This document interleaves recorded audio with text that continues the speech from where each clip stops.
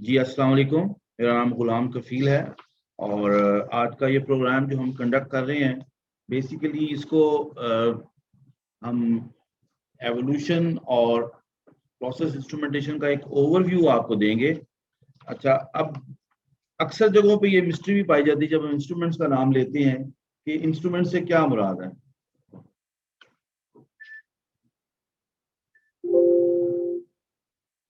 कुछ लोग जो है वो इंस्ट्रूमेंट्स को देखते हैं, आगे चले, what we call as musical instruments. So it's a funny looking slide, but these are all also called instruments. और इन इंस्ट्रूमेंट्स को अगर हम देखें तो आपको वेस्टर्न म्यूजिकल इंस्ट्रूमेंट्स और हमारे जो सब कॉन्टिनेंट के इंस्ट्रूमेंट्स हैं उनकी एक रेंज नजर आ रही है। अगली जो इंस्ट्रूमेंट की स्लाइड है उसमें आप देखेंगे कि इंस्ट्रूमेंट्स जो हैं वो हमारे एक और फील्ड से ताल्लुक रखते हैं जिसे हम वेदर इंस्ट्रूमेंट्स कहते हैं। और वेदर इंस्ट्रूमेंट्स में आपको पता है कि बहुत ज्यादा एक रेंज है मेजरमेंट की और डिफरेंट पैरामीटर्स की जो कि वेदर से रिलेटेड है। And there is a huge network all around the world and there is a lot of data that is processed. Next आप जो देख रहे हैं नेविगेशनल इंस्ट्रूमेंट्स हैं। अब नेविगेशनल इंस्ट्रूमेंट्स में आपको अगेन एक रेंज नजर आती है जिसमें नेवल शिप्स हैं या एयरक्राफ्ट्स हैं, ग्राउंड कंट्रोल है, ये सारी चीजें आपको यहाँ पे नजर आ रही हैं। ओके, हमारा ये जो पूरा कोर्स प्रोग्राम है that is based on a standard which is actually operated by international society of automation which is an American society. Previously it was called instrument society of America. अब इसके अंदर हमने modules जो हैं वो फिलहाल 5 modules के ऊपर हमारा प्रोग्राम जो है ये स्पैन करेगा। We have these 3 modules, 3 topics. Please, next topic. Yeah. So we have communications. Next item, please. So we have data management. Next, networking and security. Next, safety and reliability. Next, system checkout trainings, testing, startup and troubleshooting. And next is project management. So all this is based on a well structured program ताकि ये जो हमारे specially जो chemical engineering background के लोग हैं इनको जो बेसिक टर्मिनोलॉजी है और जो बेसिक इंफॉर्मेशन फ्लो है उसके बारे में कॉन्सेप्ट क्लियर हो।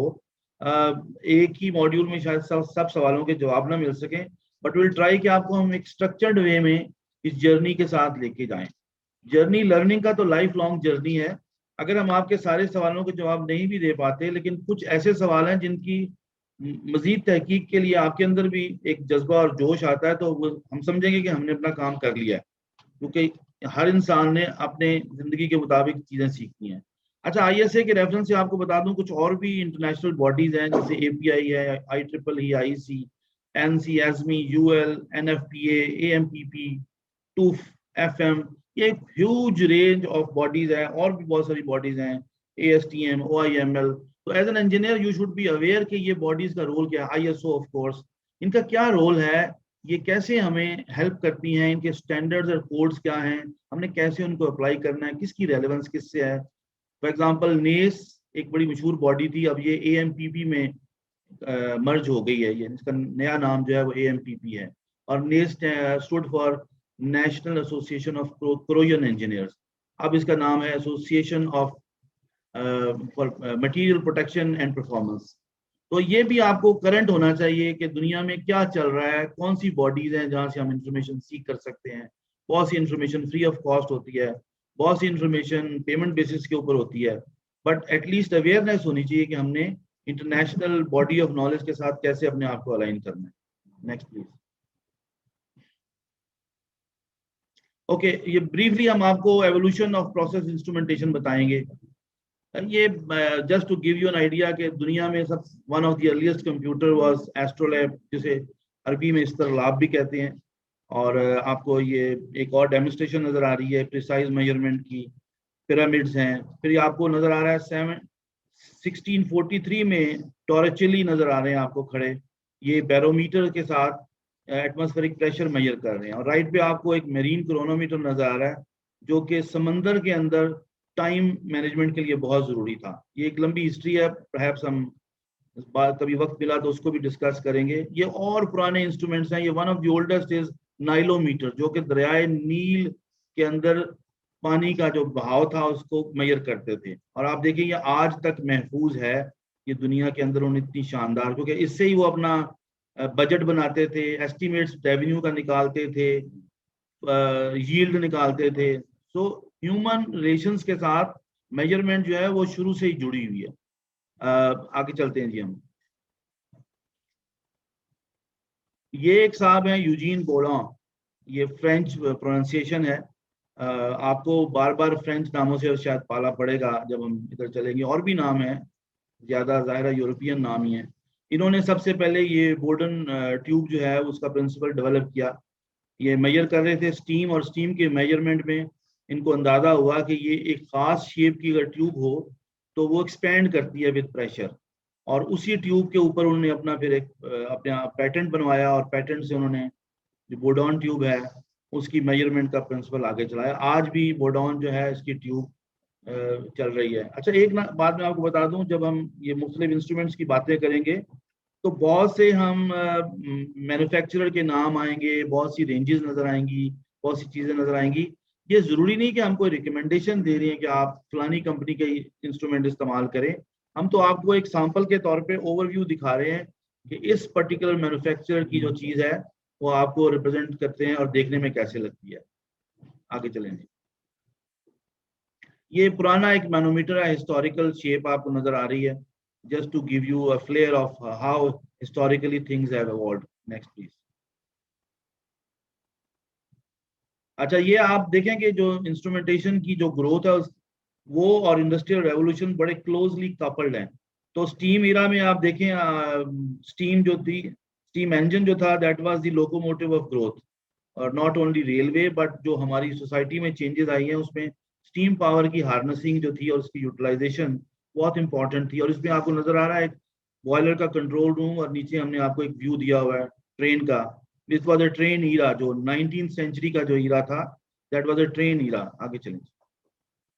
ये एक और व्यू दिखाया हुआ है इंस्ट्रूमेंटेशन की बैकग्राउंड देने के लिए, कि अगर आप ये देखें, इंग्लिश का एक मुहावरा भी है, canary in the gold coal mine. कि पुराने जमाने में लोगों ने ये कैनरी जो परिंदा है इसको इस्तेमाल करते थे कि अगर कोई खतरनाक नॉक्शियस गैसेस का बिल्डअप हो रहा है तो कैनरी जो है वो फड़फड़ानी शुरू हो जाती थी, तो माइनर्स को पता चल जाता। तो सेफ्टी के लिए लोगों ने कैनरी भी साथ में रखी होती थी, एक पिंजरे में बंद करके। और ये एक नीचे एक म्यूजियम में दिखाया हुआ है कि कैसे उन्होंने इसको प्रिजर्व किया हुआ है अपनी हिस्ट्री को। सो मेजरमेंट किसी ना किसी तरीके से इंसान की जिंदगी के साथ जुड़ी हुई है, और जाहिर है सेफ्टी उसमें एक बहुत इंपॉर्टेंट एस्पेक्ट है। नेक्स्ट। ये फ्लाई बॉल गवर्नर आपको दिखाया हुआ है, one of the earliest devices, जिसमें एक पूरा कंट्रोल मैकेनिज्म है। इस कंट्रोल मैकेनिज्म में आप देखें, गवर्नर जो है, जब स्पीड बढ़ती है सेंसर की, जो कि एक शाफ्ट है, तो वही गवर्नर जो है ये ऊपर चले जाते हैं, ऊपर जाते हैं तो लिंक से ये आप देखें एक वैल्व को, जो कि थ्रॉटलिंग कंट्रोल वैल्व है, उसको जो है वो इफेक्ट करते हैं उसकी ओपनिंग को। तो जब स्पीड बढ़ जाती है तो वो वैल्व बंद होना शुरू हो जाता है, और जब स्पीड कम हो जाती है तो वो वैल्व जो है वो खुलना शुरू हो जाता है ताकि स्पीड रेगुलेट की जाए। राइट साइड पे आप देखें तो आपको नजर आएगा कि बेल्ट के थ्रू स्पीड का जो है सिग्नल वो कन्वे हो रहा है, और उसके नीचे हमें गियर्स नजर आ रहे हैं, और वो गियर्स के साथ बॉल जुड़े हुए हैं, और नीचे जो है वो आपको जो राउंड स्फेरिकल बॉडी है इसके अंदर वैल्व का मैकेनिज्म है सारा। तो and you can see this basic principle still being used, कि गवर्नर का जो है स्टीम कंट्रोल के लिए गवर्नर अभी भी इस्तेमाल होते हैं जी। नेक्स्ट। ये एक ओवरव्यू है कि कैसे एक सिंपल मैकेनिकल इंस्ट्रूमेंट से हम फिर न्यूमेटिक की तरफ जाएंगे। राइट साइड पे आपको जो चीज नजर आ रही है, दैट्स फील्ड कंट्रोलर, जो कि न्यूमेटिक पावर से अपना काम कर रहा है। नीचे उसके आपको एक सिंगल पेन रिकॉर्डर नजर आ रहा है, जबकि लेफ्ट साइड पे आपको बिल्कुल सिंपल डिवाइसेस नजर आ रही हैं जिनको किसी पावर की जरूरत नहीं है।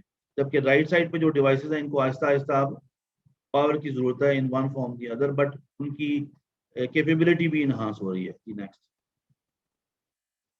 ये बाईमेटल स्ट्रिप है, again one of the oldest thing. ये जो मैंने आपको मेरीन क्रोनोमीटर दिखाया था, ये वहां पे भी इसका प्रिंसिपल इस्तेमाल हुआ था सबसे पहले 1740s में। और इसमें आपको दो मेटल्स नजर आ रही हैं जिनका coefficient of linear expansion different है, जिसकी वजह से आप देखेंगे कि इनके अंदर जो है एक मैकेनिकल मूवमेंट नजर आ रही है और ये स्ट्रिप जो है वो बेंड करती है।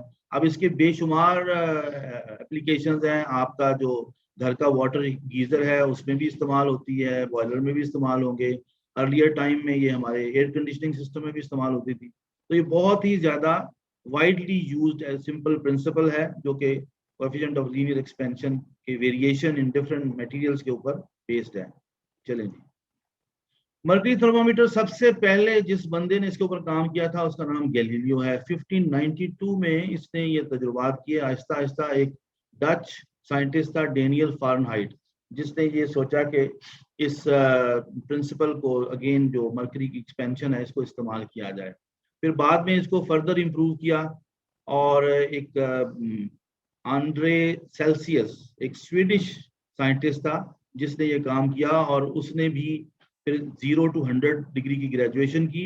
अलबत्ता जब इसको सेंटीग्रेड डिग्री में कन्वर्ट किया गया तो इसकी रेंज जो है वो रिवर्स कर दी गई। सेल्सियस ने 100 डिग्री दी थी वाटर एंड आइस के मिक्सचर को और 0 डिग्री इसने दिया था स्टीम को, जबकि जब सेंटीग्रेड स्केल में ये कन्वर्ट हुआ तो ये रिवर्स कर दिया गया और ज़्यादा लॉजिकल था, परहैप्स इजियर टू अंडरस्टैंड, कि 0 डिग्री को जो है वो वाटर और आइस में कन्वर्ट कर दिया गया और 100 को स्टीम में। Next please. ये थर्मोकपल अगेन जॉन सीबैक एक बंदा था जिसने वेस्टर्न था और नॉर्दर्न यूरोप से इसका ताल्लुक था। इसने जो है ये प्रिंसिपल दरियाफ्त किया कि जब दो डिसिमिलर मेटल्स जो हैं ये दो डिफरेंट टेम्परेचर्स पे होंगी तो उनमें एक ईएमएफ जनरेट होगी और इस ईएमएफ को हम फिर मेजर कर सकते हैं एक वोल्ट मीटर के साथ। और नीचे आपको एक मॉडर्न डे इंडस्ट्रियल थर्मोकपल नजर आ रहा है।